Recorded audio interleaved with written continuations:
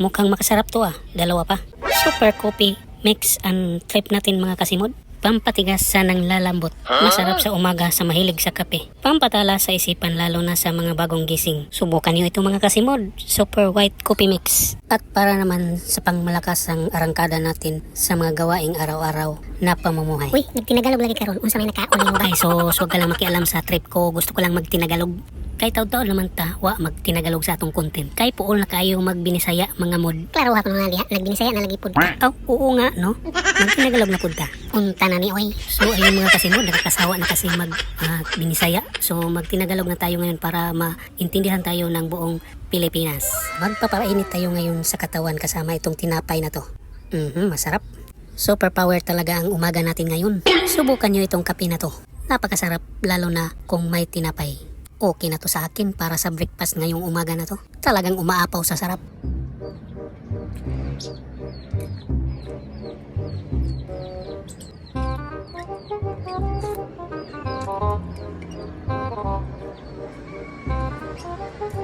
A few moments later. Magandang araw sa inyo mga kasimod. So ride on tayo ngayon kasama itong anak ko. Dahil gusto siyang bumili ng bagong mountain bike para service niya sa school.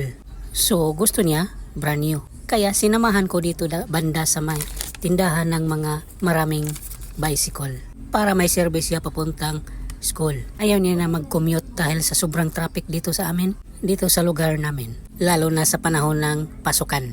So ayun. So ngayon nandito na kami sa Tamiya, Basak, malapit sa Gaisano Grand Mall. So sa harap nito may nagtinda ng bike. Ang pangalan ng tindahan na to is GL Bike Center.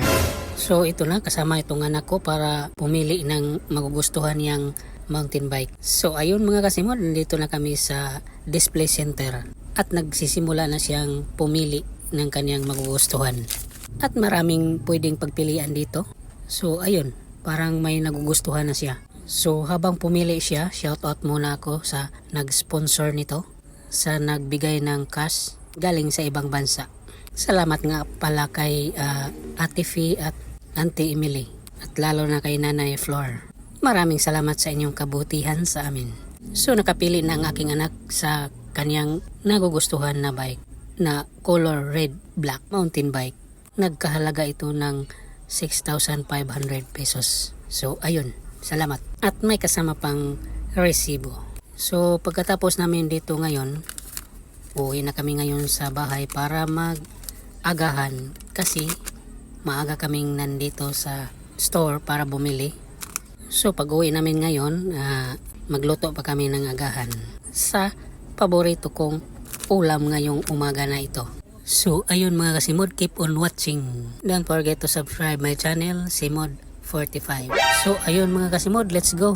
Napaka-aliwalas ng panahon at saka mainit ngayon. Araw ngayong linggo pero mainit dito.